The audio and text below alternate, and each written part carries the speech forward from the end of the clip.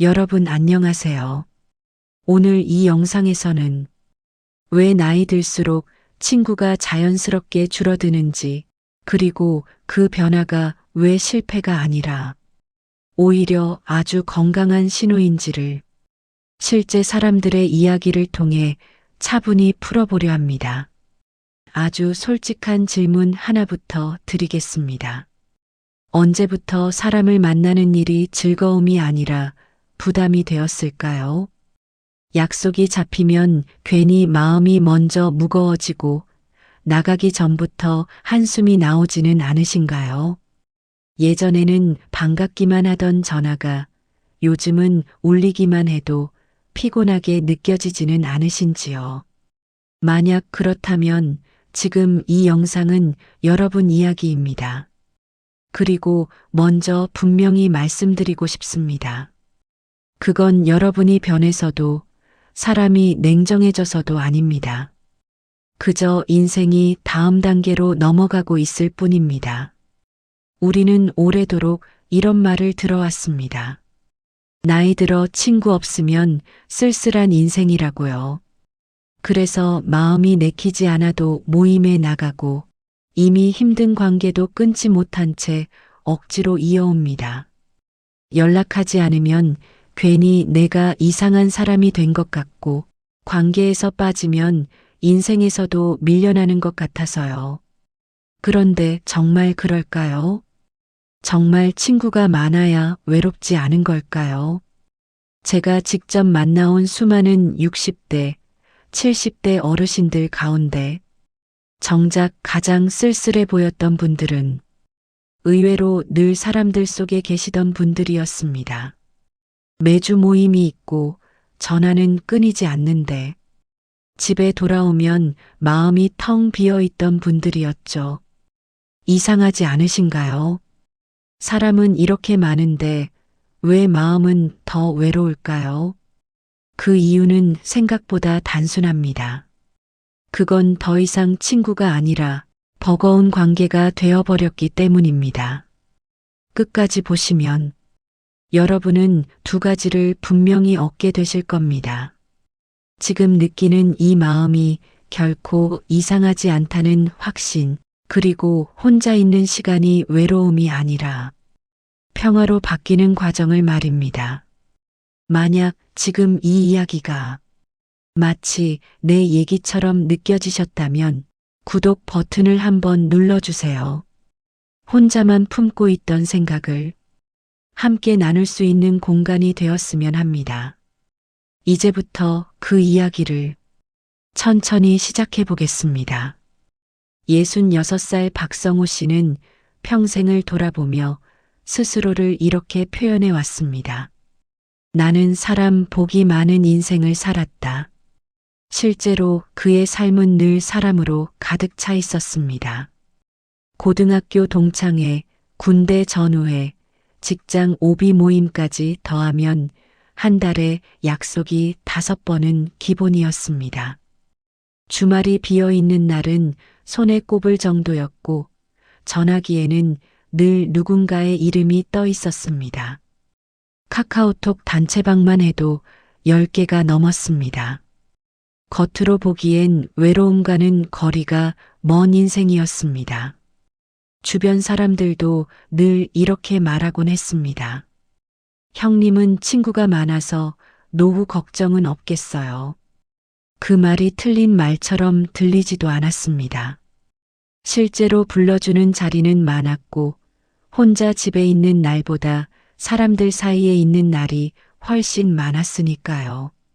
그런데 어느 순간부터 박성호 씨 마음속에 설명하기 어려운 변화가 생기기 시작했습니다. 모임 날짜가 잡히면 반가움보다 답답함이 먼저 올라왔고 약속 장소로 향하는 차 안에서는 이유 없이 피곤해졌습니다. 모임 자리에서는 여전히 웃고 고개를 끄덕이고 분위기에 맞춰 말을 했지만 집으로 돌아오면 기운이 한꺼번에 빠져나갔습니다. 마치 하루 종일 무대 위에 있다가 내려온 사람처럼 말입니다. 결정적인 순간은 한 동창회 자리에서 찾아왔습니다. 오랜만에 모인 자리에서 누군가는 자식이 대기업에 들어갔다고 이야기했고, 누군가는 건강검진 수치가 얼마나 좋아졌는지를 자랑했습니다. 또 다른 누군가는 요즘 투자로 얼마나 벌었는지를 길게 늘어놓았습니다. 박성호 씨는 그저 고개를 끄덕이며 듣고 있었습니다. 그러다 문득 말할 차례가 돌아왔을 때 아무 말도 떠오르지 않았습니다. 평범하게 살아온 자신의 이야기가 괜히 초라하게 느껴졌기 때문입니다. 집으로 돌아오는 길, 그는 스스로에게 처음으로 이런 질문을 던졌습니다. 나는 지금 사람을 만나고 있는 걸까? 아니면 그냥 자리를 채우고 있는 걸까? 그날 이후로 박성호 씨는 자신의 인간관계를 처음으로 진지하게 돌아보기 시작했습니다. 곰곰이 생각해 보니 연락처에 저장된 이름은 많았지만 마음속 이야기를 털어놓을 수 있는 사람은 거의 없었습니다. 아프다고 말하면 걱정은 해주지만 정말 힘들다고 말했을 때 끝까지 들어줄 사람은 떠오르지 않았습니다. 전화번호는 수십 개였지만 밤에 문득 마음이 무너질 때 전화를 걸 수 있는 사람은 한 명도 없다는 사실을 깨달았을 때 그는 깊은 허탈감을 느꼈습니다. 이 지점에서 많은 분들이 스스로를 탓합니다. 내가 사회성이 부족해서 그런가? 내가 매력이 없어서 그런가? 그래서 사람들이 마음을 열지 않는 건가 하고 말입니다. 하지만 분명히 말씀드릴 수 있습니다. 이건 개인의 문제가 아닙니다. 관계의 성격이 바뀐 것입니다.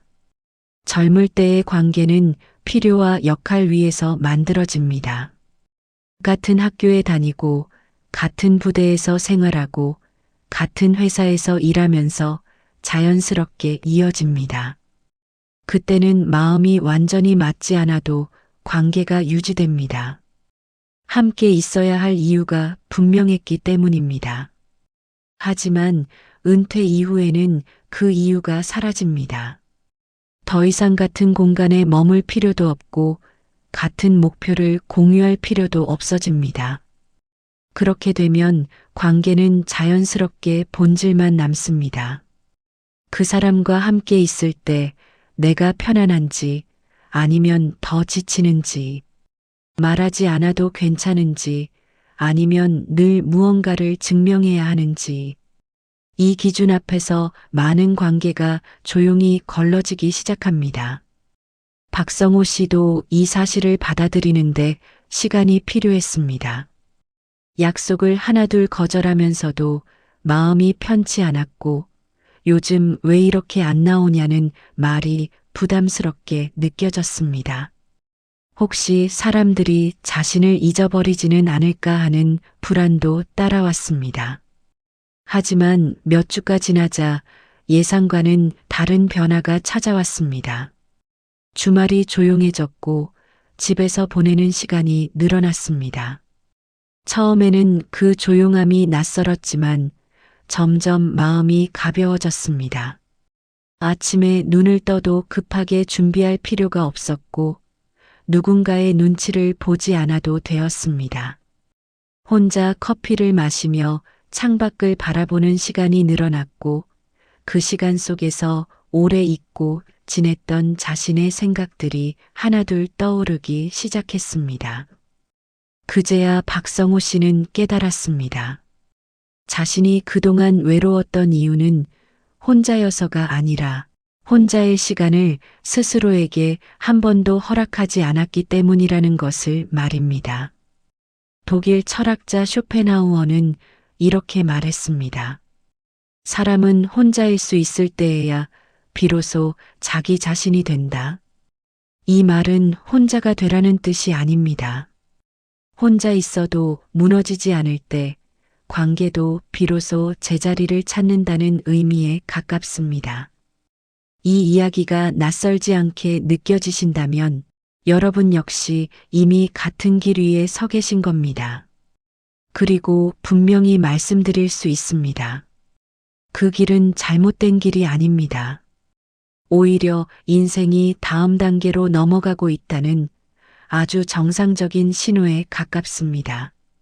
사람을 많이 만났는데도 집에 돌아오면 더 허전해졌던 경험 혹시 있으신가요? 대화는 끊이지 않았는데 집에 돌아오면 마음이 더 텅 비는 느낌. 그 감정은 이상한 게 아닙니다. 오히려 60대 이후 많은 분들이 공통으로 겪는 변화입니다.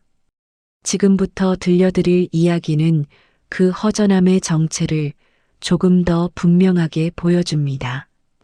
전라북도 전주에 사는 69살 최영자 씨는 젊은 시절부터 늘 사람들 사이의 중심에 있던 사람이었습니다.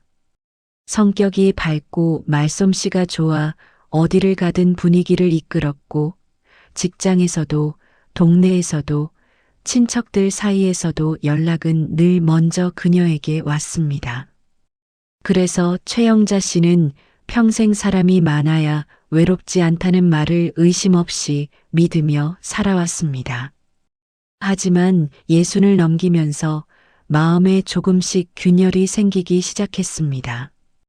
예전에는 아무렇지 않게 나가던 모임이 점점 부담스럽게 느껴졌고 사람들 앞에서 밝은 표정을 유지하는 일이 생각보다 큰 힘이 든다는 걸 깨닫게 되었습니다. 모임을 다녀온 날이면 집에 돌아와 말없이 멍하니 앉아있는 시간이 늘어났고 그 피곤함은 잠을 자도 쉽게 가시지 않았습니다. 결정적인 순간은 오랜 친구들과의 모임 자리에서 찾아왔습니다. 예전 같았으면 자연스럽게 대화를 이끌었을 그녀였지만 그날은 이상하게 말이 잘 나오지 않았습니다. 테이블 위의 대화는 대부분 자식 이야기, 건강 이야기, 그리고 누가 더 바쁜지에 대한 이야기였습니다. 그 속에서 최영자 씨는 점점 자신이 작아지는 느낌을 받았습니다. 말하지 않아도 되는 사람이 아니라 말할 자리가 없는 사람이 된 것 같았습니다. 집으로 돌아온 뒤 혼자 앉아있던 그녀는 문득 이런 생각을 했습니다. 이 사람들은 내가 있어서 좋은 걸까?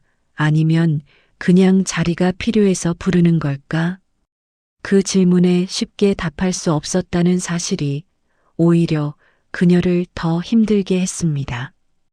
여기서 한 문장이 떠오릅니다. 프랑스 철학자 몽테뉴는 우정에 대해 이렇게 말했습니다. 우정은 영혼이 쉬는 자리다. 관계가 진짜라면 그 관계 속에서 우리는 쉬어야 합니다.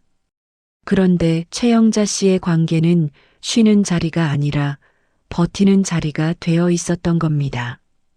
며칠 뒤 최영자 씨는 조심스럽지만 큰 결심을 합니다. 다음 모임 초대가 왔을 때 정중하게 거절한 것입니다. 몸이 좀 피곤하다는 말을 했지만 사실은 마음이 더 지쳐 있었기 때문이었습니다. 그리고 그 다음 초대도 그 다음도 같은 방식으로 거절했습니다. 사람들과 거리를 두는 선택은 생각보다 용기가 필요했습니다. 처음에는 죄책감이 밀려왔습니다. 이렇게 사람들을 피하다 보면 정말 혼자가 되는 건 아닐까, 괜히 관계를 망치는 건 아닐까 하는 불안이 계속 마음을 흔들었습니다. 그런데 시간이 지나자 예상과는 다른 변화가 찾아왔습니다. 하루가 조용해졌고 그 조용함 속에서 마음이 조금씩 가라앉기 시작했습니다. 바쁘게 사람을 만나느라 미뤄두었던 자신의 감정이 하나둘 느껴지기 시작했습니다. 최영자 씨는 혼자 시장에 가서 천천히 장을 보고 집에 와서 한 끼를 정성껏 차려 먹기 시작했습니다. 누구에게 보여주기 위한 삶이 아니라 자신을 돌보는 삶이었습니다. 그 작은 변화 속에서 그녀는 처음으로 깨달았습니다. 자신이 그토록 두려워하던 혼자라는 상태가 생각보다 훨씬 편안하다는 사실을 말이지요. 이 대목에서 독일 철학자 쇼펜하우어의 말이 조용히 겹칩니다. 혼자 있을 수 있는 능력이 곧 자유다. 혼자 있는 시간이 늘어났다는 건 누군가에게서 밀려난 게 아니라 스스로에게 돌아온 시간이라는 뜻일 수 있습니다. 최영자 씨가 느낀 편안함은 바로 그 자유의 맛이었습니다. 그리고 흥미로운 변화가 하나 더 생겼습니다. 사람들을 일부러 멀리 했는데도 오히려 한 사람이 더 가까워졌다는 점입니다. 예전에 동네에서 얼굴만 알고 지내던 이웃이었습니다. 특별히 친하지도 않았고 깊은 이야기를 나눈 적도 없었습니다. 그런데 어느 날 엘리베이터에서 마주쳐 짧은 인사를 나누게 되었고 그 인연이 자연스럽게 이어졌습니다. 그 이웃과의 대화는 늘 짧고 담백했습니다. 날씨 이야기, 시장 이야기, 가끔은 TV에서 본 뉴스 이야기 정도였습니다. 하지만 그 시간이 이상하게도 편안했습니다. 잘 보이려고 애쓰지 않아도 됐고 무언가를 증명할 필요도 없었습니다. 말이 없어도 어색하지 않았고 함께 있어도 기운이 빠지지 않았습니다. 그제야 최영자 씨는 분명히 알게 되었습니다. 나이 들어 남는 관계는 오래된 관계가 아니라 편안한 관계라는 사실을 말입니다. 함께 있어도 나 자신을 숨기지 않아도 되는 사람, 굳이 말을 하지 않아도 이해받는 느낌이 드는 사람, 그런 관계만이 자연스럽게 곁에 남게 됩니다. 여기서 심리학자이자 사상가였던 에리히 프롬의 문장도 짧게 떠올릴 수 있습니다. 성숙한 사랑은 필요가 아니라 존중에서 시작된다. 60대 이후의 관계도 마찬가지입니다. 서로가 서로를 필요로 해서 붙잡는 관계가 아니라 존재 자체를 존중하기 때문에 편안한 관계만 남는 겁니다. 많은 분들이 60대 이후에 친구가 줄어드는 걸 두려워합니다. 하지만 사실 이 과정은 상실이 아니라 선택에 가깝습니다. 나를 소모시키는 관계를 내려놓고 나를 회복시키는 관계만 남기는 선택 말입니다. 이 선택은 쉽지 않지만 그만큼 삶을 가볍게 만듭니다. 관계가 줄어든다는 건 사람이 떠난다는 뜻이 아닙니다. 더 이상 맞지 않는 역할이 떠나는 것입니다. 억지로 유지하던 자리, 나답지 않았던 모습이 하나씩 사라지는 것뿐입니다. 그리고 그 자리에 비로소 진짜 나가 들어올 공간이 생깁니다. 최영자 씨는 요즘 이렇게 말합니다. 사람은 줄었는데 마음은 처음으로 넉넉해졌어요. 이 말 속에는 중요한 사실 하나가 고스란히 담겨 있습니다. 관계가 많을수록 인생이 풍요로운 게 아니라 나에게 맞는 관계만 남았을 때 비로소 삶이 단단해진다는 사실 말입니다. 여기까지 들으면서 여러분께 떠오른 얼굴이 하나쯤 있으셨을지도 모릅니다. 대구에 사는 72살 정미경 씨는 남편을 먼저 보내고 난 뒤 세상이 갑자기 텅 비어버린 것 같았다고 말합니다. 자식들은 모두 출가했고 집에는 혼자 남았습니다. 낮에는 그럭저럭 괜찮았습니다. 집안일을 하고 장을 보고 TV를 틀어두면 하루가 흘러갔습니다. 하지만 밤이 되면 상황이 달라졌습니다. 불을 끄고 나면 마음이 유난히 불안해졌고 TV를 켜놓아도 소리는 귀에 들어오지 않았습니다. 핸드폰을 쥐고 있어도 누구에게 전화를 걸어야 할지 몰라 그대로 내려놓는 날이 많았습니다.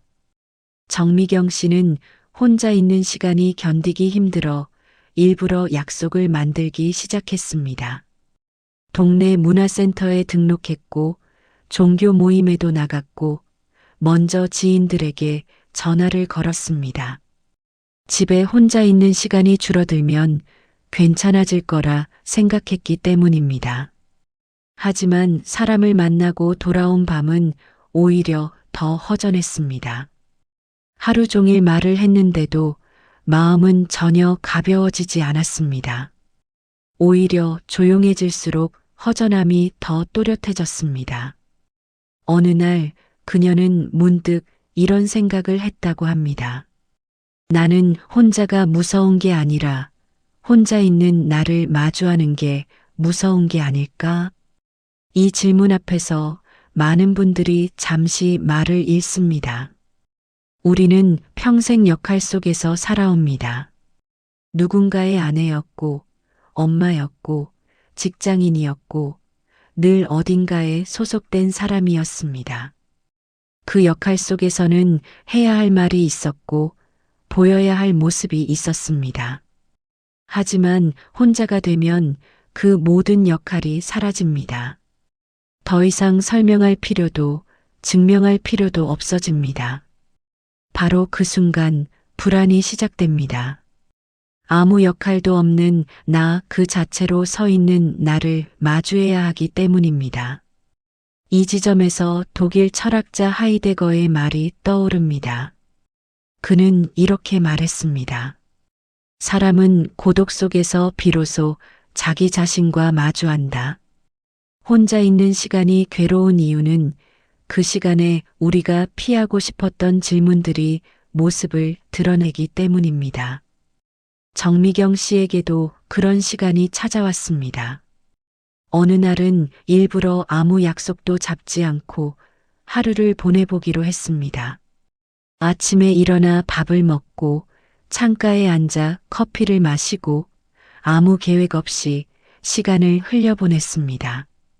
처음 몇 시간은 괜히 마음이 들떠 있었고 뭔가 하지 않으면 안 될 것 같은 기분이 들었습니다. 시간이 아깝다는 생각도 들었습니다. 하지만 시간이 조금 더 지나자 마음속에 묻어두었던 생각들이 하나둘 떠올랐습니다. 남편을 잃은 슬픔, 아이들이 떠난 집의 적막함, 그리고 그 속에서도 꿋꿋하게 살아온 자신의 모습이 떠올랐습니다. 눈물이 났지만 이상하게도 그 눈물 뒤에는 깊은 숨이 따라왔습니다. 그 순간 혼자 있는 시간은 도망치는 시간이 아니라 정리하는 시간이 되었습니다. 그날 이후 정미경 씨는 혼자 있는 시간을 피하지 않기로 했습니다. 물론 여전히 외로움이 찾아오는 날도 있습니다. 하지만 그 외로움을 억지로 없애려 하지 않습니다. 아, 오늘은 이런 날이구나 하고 받아들이기로 했습니다. 그러자 외로움은 조금씩 성격을 바꾸기 시작했습니다. 날카로운 불안이 아니라 조용한 고요에 가까워졌습니다. 이 변화는 많은 사람들에게 공통적으로 나타납니다. 혼자 있는 시간이 길어질수록 외로움이 커질 것 같지만 실제로는 그 반대인 경우가 많습니다. 처음에는 불안이 크지만 일정 시간을 넘어서면 마음은 스스로 균형을 찾기 시작합니다. 마치 처음 물에 들어갈 때는 차갑지만 잠시 지나면 몸이 온도에 적응하는 것처럼 말입니다. 여기서 중요한 사실 하나가 있습니다. 혼자 있는 시간이 우리를 힘들게 하는 게 아니라 혼자 있는 시간을 어떻게 바라보느냐가 우리를 힘들게 합니다. 혼자를 결핍으로 보면 외로움이 되고 혼자를 회복으로 보면 고독이 됩니다. 이 둘은 전혀 다른 상태입니다. 덴마크 철학자 키에르케고르는 말했습니다. 불안은 인간이 자기 자신이 되기 직전에 느끼는 신호다. 정미경 씨가 느꼈던 불안 역시 무너짐이 아니라 변화의 문 앞에 서 있다는 신호였던 셈입니다. 정미경 씨는 요즘 밤이 오히려 편안하다고 말합니다. TV를 끄고 불을 조금 낮추고 조용히 앉아 하루를 돌아봅니다. 누군가에게 말하지 못했던 생각들을 마음속으로 정리하며 잠자리에 듭니다. 그녀는 이렇게 말합니다. 이제는 혼자가 무섭지 않아요. 오히려 누가 없는 시간이 나를 가장 나답게 만들어줘요. 이 지점에서 많은 사람들이 비로소 깨닫습니다. 우리가 두려워했던 건 혼자가 아니라 한 번도 제대로 만나보지 못했던 나 자신이었다는 사실을 말입니다. 그리고 그 만남은 늦지 않았습니다. 오히려 지금이 가장 적절한 시간일지도 모릅니다. 그런데 여기서 한 가지 질문이 남습니다. 혼자 있는 시간이 조금 덜 불안해졌다면 이제 우리는 이 시간을 어떻게 더 깊게 살아갈 수 있을까요? 다음 이야기에서는 혼자 있는 시간을 불안이 아니라 삶의 힘으로 바꾸는 방법을 아주 구체적으로 이야기해 보겠습니다. 이제부터는 조금 더 현실적인 이야기입니다. 인천에 사는 67살 한정수 씨는 은퇴 후 가장 힘들었던 게 시간이 너무 많다는 사실이었다고 말합니다. 직장에 다닐 때는 하루가 어떻게 지나가는지도 모를 만큼 바빴는데 은퇴와 동시에 아무도 자신을 찾지 않는 하루가 반복되자 마음이 허전해졌습니다. 아침에 눈을 떠도 굳이 일어날 이유가 없었고 오늘 무엇을 해야 할지 떠오르지 않았습니다. 그렇게 며칠을 보내다 보니 하루와 하루의 경계가 흐려졌고 밤에는 특별한 이유 없이 잠이 오지 않는 날이 늘어났습니다. 한정수 씨가 처음으로 바꾼 건 거창한 계획이 아니었습니다. 아주 사소한 습관 하나였습니다. 매일 아침 같은 시간에 일어나 창문을 여는 것이었습니다. 계절마다 공기의 온도가 달랐고 바람 냄새도 달랐습니다. 그 짧은 순간이 하루가 시작되었다는 신호가 되어 주었습니다. 그 다음에는 물 한 잔을 천천히 마셨습니다. 아무 생각 없이 넘기던 물이 아니라 목을 타고 내려가는 감각을 느끼며 마셨습니다. 그렇게 하루의 첫 10분을 보내자 이유 없이 흔들리던 마음이 조금씩 가라앉기 시작했습니다. 혼자 있는 시간이 힘든 이유는 대부분 시간이 비어 있어서가 아니라 그 시간을 어떻게 써야 할지 모르기 때문입니다. 한정수 씨도 그랬습니다. 그는 어느 날부터 점심을 직접 만들어 먹기 시작했습니다. 특별한 요리는 아니었습니다. 국 하나 끓이고 반찬 두세 가지를 차리는 정도였습니다. 하지만 시장에서 재료를 고르고 손질하고 불 앞에 서 있는 그 과정이 생각보다 마음을 차분하게 만들어 주었습니다. 누군가를 대접하기 위한 밥상이 아니라 오롯이 자신을 위한 한 끼였기 때문입니다. 이런 변화는 자연스럽게 다른 일로 이어졌습니다. 식사를 마친 뒤에는 설거지를 미루지 않고 바로 했고 부엌이 정리되면 마음도 함께 정리되는 느낌을 받았습니다. 예전에는 아무 의미 없이 흘려보내던 일상이 혼자만의 리듬을 만들어주는 도구가 되었습니다. 한정수 씨는 이렇게 말합니다. 누가 보지 않아도 내가 나를 챙기고 있다는 느낌이 들었어요. 여기서 고대 철학자 아리스토텔레스의 말이 떠오릅니다. 그는 행복은 거창한 사건이 아니라 반복되는 습관 속에서 만들어진다고 했습니다. 한정수 씨의 변화도 마찬가지였습니다. 인생을 바꾸겠다는 결심이 아니라 하루를 다시 붙잡는 작은 반복이 그를 살리고 있었습니다. 광주에 사는 65살 윤정희 씨는 혼자 있는 시간을 글로 채운 사람입니다. 윤정희 씨는 원래 글을 잘 쓰는 사람이 아니었습니다. 학교 다닐 때도 글쓰기를 좋아하지 않았고 일기를 써본 기억도 거의 없었습니다. 하지만 어느 날 마음이 답답해 아무에게도 말하지 못한 생각을 노트에 적어보기로 했습니다. 처음에는 두세 줄도 쉽지 않았습니다. 그저 오늘은 좀 허전하다는 문장 하나로 시작했습니다. 그런데 며칠이 지나자 노트 앞에 앉는 시간이 자연스러워졌습니다. 오늘 본 풍경, 길에서 들은 말, 문득 떠오른 옛 기억들이 글로 흘러나왔습니다. 잘 쓰려고 애쓰지 않았고 맞춤법도 신경 쓰지 않았습니다. 그저 마음이 가는 대로 적었을 뿐입니다. 그러자 머릿속을 떠돌던 생각들이 조금씩 자리를 잡기 시작했습니다. 윤정희 씨는 말합니다. 글을 쓰고 나면 마음이 조금 가벼워졌어요. 누군가에게 말한 것도 아닌데 다 털어놓은 느낌이었죠. 이 지점에서 심리학자이자 사상가였던 윌리엄 제임스의 말이 떠오릅니다. 그는 생각을 바꾸는 가장 확실한 방법은 그것을 밖으로 꺼내는 것이라고 했습니다. 윤정혜 씨에게 글쓰기는 바로 그 통로가 되어 주었습니다. 혼자 있는 시간을 자연과 연결한 사람도 있습니다.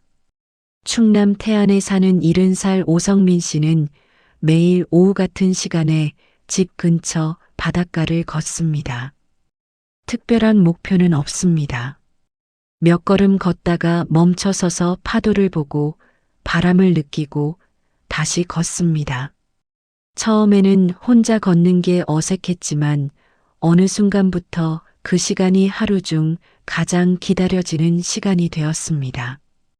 그는 이렇게 말합니다. 자연 앞에 서면 내가 혼자라는 느낌이 사라져요. 그냥 이 세상에 함께 있다는 느낌이 들어요. 독일 철학자 니체는 자연은 인간을 평가하지 않는다고 말했습니다. 그래서일까요? 자연 속에서는 잘 살고 있는지 뒤처진 건 아닌지 스스로를 재단하지 않아도 됩니다. 오성민 씨에게 그 산책은 고독이 아니라 연결의 시간이었습니다. 이렇게 혼자 있는 시간을 잘 살아낸 사람들의 공통점은 분명합니다. 그들은 외로움을 없애려고 애쓰지 않았습니다. 대신 혼자 있는 시간을 자신의 편으로 만들었습니다. 누군가를 대체하려 하지 않았고 억지로 바쁘게 만들지도 않았습니다. 그저 하루에 하나씩 자신에게 집중할 수 있는 작은 행동을 쌓아갔을 뿐입니다. 그 과정에서 많은 사람들이 깨닫습니다. 혼자 있는 시간이 길어질수록 인생이 비어가는 게 아니라 오히려 불필요한 소음이 빠져나가고 있다는 사실을 말입니다. 예전에는 늘 누군가의 기준과 속도에 맞춰 살았다면 이제는 비로소 내 호흡으로 하루를 살아가게 됩니다. 혼자 있는 시간은 처음엔 낯설고 불안합니다. 하지만 그 시간을 견디는 대상이 아니라 살아내는 시간이 되면 성격이 완전히 달라집니다. 불안하던 시간은 차분한 시간이 되고 공허하던 시간은 회복의 시간이 됩니다. 그리고 어느 순간 사람들은 이렇게 말하게 됩니다. 이 시간도 나쁘지 않다. 그 말은 곧 이 삶도 괜찮다는 뜻이 됩니다. 혹시 사람이 줄어들수록 내 삶도 함께 작아지는 건 아닐까 하는 불안이 찾아온 적 있으신가요? 하지만 지금부터 들려드릴 이야기는 그 불안이 오해였다는 것을 증명해 줍니다. 서울 마포에 사는 71살 서경수 씨는 요즘 자신을 이렇게 소개합니다. 나는 요즘 사람 구경을 덜 하면서 살아요. 예전에 서경수 씨를 아는 사람이라면 이 말이 꽤 낯설게 들릴 겁니다. 그는 평생 사람 속에서 살아온 사람이었기 때문입니다. 젊은 시절에는 노조 활동을 했고 중년에는 지역 모임의 중심이었으며 은퇴 후에도 늘 어딘가에 소속되어 있었습니다. 그는 늘 이렇게 말하곤 했습니다. 사람 없이 어떻게 사냐고요. 하지만 이른을 넘기면서 몸이 예전 같지 않다는 걸 느끼기 시작했고 마음도 마찬가지였습니다. 사람 많은 자리에 다녀오면 며칠씩 피로가 풀리지 않았고 굳이 하지 않아도 될 말들을 하느라 에너지를 소모하는 자신을 발견했습니다. 그러던 어느 날 그는 아주 솔직한 질문을 스스로에게 던졌습니다. 나는 정말 사람을 좋아하는 걸까? 아니면 혼자 있는 게 두려운 걸까? 이 질문은 생각보다 무거웠습니다.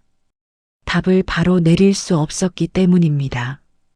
그래서 그는 조심스럽게 실험을 시작했습니다.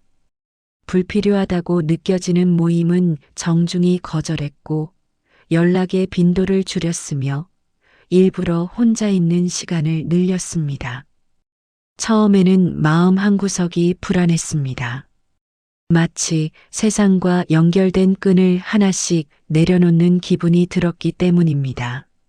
하지만 시간이 지나자 전혀 다른 감정이 찾아왔습니다. 생각보다 세상은 그를 잊지 않았고 그 역시 세상에서 사라지지 않았습니다. 오히려 관계가 줄어드니 사람 하나하나가 더 또렷해졌습니다. 가끔 안부를 묻는 사람, 말없이 커피 한 잔 함께 할 수 있는 사람, 그리고 무엇보다 혼자 있는 자신과의 관계가 선명해졌습니다. 서경수 씨는 요즘 이렇게 말합니다. 예전엔 친구가 줄어드는 게 인생이 쪼그라드는 줄 알았어요. 그런데 지금은 오히려 인생이 제자리로 돌아온 느낌이에요. 이 말은 앞서 이야기했던 많은 사람들의 마음과 닮아 있습니다. 관계가 줄어든다는 건 삶이 비워진다는 뜻이 아니라 불필요한 무게를 내려놓는다는 뜻에 가깝습니다. 이 지점에서 철학은 우리를 멀리 데려가지 않습니다. 다만 우리가 이미 느끼고 있는 감정을 조용히 확인해 줄 뿐입니다. 독일 철학자 쇼펜하우어는 인간관계에 대해 이렇게 말했습니다. 사람은 혼자일 수 있을 때만 자기 자신이 될 수 있다. 이 말은 혼자가 되라는 뜻이 아닙니다. 혼자 있어도 무너지지 않을 때 관계 역시 건강해질 수 있다는 의미에 가깝습니다. 실제로 이 시기에 남는 관계는 많지 않습니다. 하지만 그 관계들은 대체로 가볍고 단단합니다. 오래된 인연이 아닐 수도 있고 자주 만나지 않을 수도 있습니다. 대신 공통점이 하나 있습니다. 함께 있어도 설명할 필요가 없고 평가받지 않아도 되는 편안함입니다. 말수가 적어도 어색하지 않고 굳이 근황을 포장하지 않아도 되는 관계 말입니다. 사회학자들은 이 현상을 선택적 축소라고 부릅니다. 삶의 에너지가 무한하지 않다는 걸 깨닫게 되면 우리는 본능적으로 중요한 것만 남기기 시작합니다. 젊을 때는 넓게 퍼졌던 관계가 나이가 들수록 깊이로 모이게 됩니다. 이것은 퇴보가 아니라 정제에 가깝습니다. 앞서 이야기한 사람들 모두 공통적으로 이런 말을 했습니다. 사람은 줄었지만 마음은 더 안정됐다. 이 말 속에는 중요한 진실이 담겨 있습니다. 인간관계의 숫자와 삶의 만족도는 비례하지 않는다는 사실입니다. 오히려 관계가 많을수록 마음은 분산되고 관계가 정리될수록 마음은 한 곳에 머물게 됩니다. 우리는 오랫동안 친구가 많아야 잘 산 인생이라는 기준을 너무 쉽게 믿어왔습니다. 하지만 인생의 후반부에 이르면 그 기준은 자연스럽게 바뀝니다.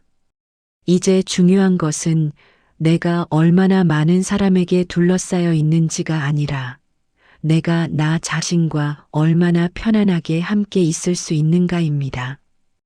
혼자 있는 시간이 늘어났다면 그것은 삶이 줄어든 신호가 아닙니다.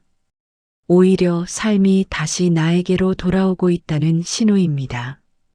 더 이상 타인의 기준으로 나를 설명하지 않아도 되고 억지로 역할을 연기하지 않아도 되는 상태에 가까워지고 있다는 뜻입니다. 이때 많은 사람들이 이렇게 말합니다. 이제 좀 살 것 같다. 이제 남은 이야기는 하나뿐입니다. 이 변화가 두려움으로 끝날지 아니면 자유로 이어질지는 우리가 이 시간을 어떻게 받아들이느냐에 달려 있다는 점입니다. 그리고 그 선택은 생각보다 여러분 손에 아주 가까이 있습니다. 이제 영상을 마치기 전에 여러분께 한 가지 질문을 드리고 싶습니다. 요즘에 이 조용한 시간이 정말 실패처럼 느껴지시나요?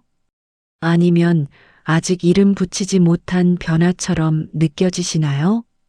우리는 오랫동안 사람으로 가득 찬 삶이 좋은 인생이라고 배워왔습니다. 약속이 많고 연락이 끊이지 않고 늘 누군가와 함께 있어야 외롭지 않다고 말입니다.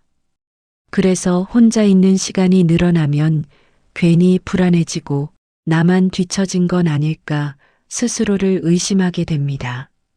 하지만 오늘 만난 사람들의 이야기는 다른 방향을 가리키고 있었습니다. 사람이 줄어들수록 마음이 가벼워졌고 약속이 사라질수록 하루의 호흡이 제자리를 찾았으며 혼자 있는 시간이 늘어나자 오히려 자신과의 관계가 선명해졌습니다. 삶이 비어가는 게 아니라 불필요한 무게가 내려가는 과정이었던 겁니다. 여기서 한 철학자의 말을 떠올려 봅니다. 로마 철학자 세네카는 이렇게 말했습니다.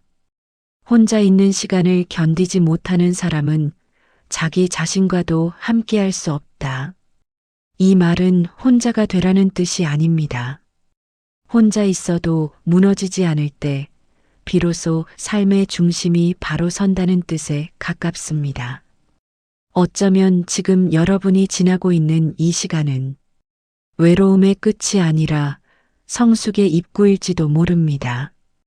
더 이상 타인의 기준에 맞추지 않아도 되고 설명하지 않아도 되는 삶으로 들어가는 문 앞일지도 모릅니다. 이제 중요한 건 하나뿐입니다. 이 시간을 실패로 해석할 것인가 아니면 나에게 돌아온 기회로 받아들일 것인가. 그 선택에 따라 같은 고독도 짐이 될 수도 있고 자유가 될 수도 있습니다.